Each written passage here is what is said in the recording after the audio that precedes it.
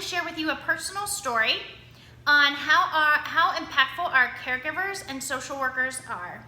As most of you know, we have a favorite aunt and uncle who live here in town near us, and he's in hospice. A beautiful experience thus far. National agency working with him in his home, and my aunt. And my aunt's already disabled. She has some mild cognitive impairment due to some mini strokes, and so it's becoming burdensome for her to care for my uncle. And my husband went over there last week and said, Mel, we're kind of in trouble, that our aunt is exhausted, and I really feel like I don't know what the next step is. And so I said to him, it sounds like it might be time for placement, and we can totally organize that with the hospice. He has long-term care insurance. We got this. So I called my favorite nurse, Cheryl Paltekis, on the hospice side, and she said, well, if it was my hospice, then I would just go to the social worker and say, what are our next steps?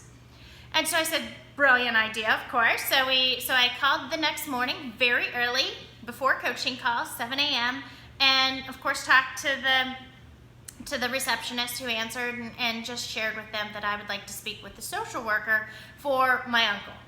And my intention was to ask this social worker if the nursing home that was just 2 blocks away from my aunt was under contract with the hospice, or could we get a contract there, because I think that might be the next best step, because my aunt did not want to be away from him, and that was one of her fears, is that, and so if I could say to her, hey, he's just going to be 2 blocks away, you can go visit him anytime you want, I think that would ease her mind in starting to have this discussion and this next transition or next phase. And so the social worker did call back, and she left a message. Of course, I was on conference calls and coaching calls, I should say, with my private mentoring students.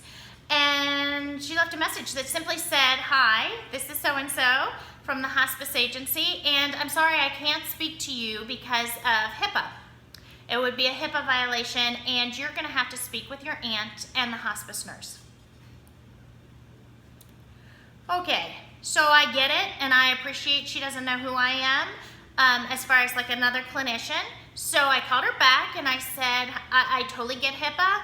I am an occupational therapist by background, and I get it, and I appreciate that you're probably with another patient right now. But here's what I want to do. I want to know if y'all have a contract with this nursing home that's just 2 blocks away, because I think that might be the next step, and I want to help prepare my aunt, because I think this will be an easier discussion for her if we can prepare her and have her make informed decisions. And, I appreciate this, that we can talk in generalities. We don't have to talk about my uncle. If you could just please give me a call back. And here I sit. 2 days, 3 days later, with no call back. Now, I appreciate she's super busy, and I recognize that I am strong enough and I am knowledgeable enough to figure it out. That I can help my aunt and uncle, and I can go to the nursing home if I needed to and say that my uncle has long-term care insurance. Would you like them, right? I am also appreciate that I can navigate to the administrator or to my aunt's hospice nurse for my uncle, and help and kind of get them to lead us down this path. But here's my challenge with that. This social worker had a chance to make me a raving fan. She had a chance to just pick up the phone and say, hey, let's meet over at your aunt's house, or here's some general information that I can share with you. She could have done a million different things. Instead, she did nothing. And every day I'm growing more and more angry, because as my loved one is suffering, I don't have don't have the knowledge to help her locally with this transition.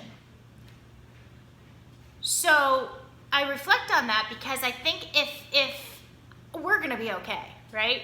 I recognize that we're gonna navigate around this and that's gonna be fine, but the lesson here is I think about if this was my mom. And my mom is amazing. However, she is a retired school teacher. And if somebody wouldn't have called her back, I know my mom well enough to know that she would have just sat there and went, well, they know what's best. And when it's time, then they're going to let us know that, and then we're gonna do that. But that's not the truth, right? The truth is that we need to be talking about this now as a family. We don't need to be sitting around waiting for something catastrophic to happen to my aunt, because who's going to take care of my uncle then?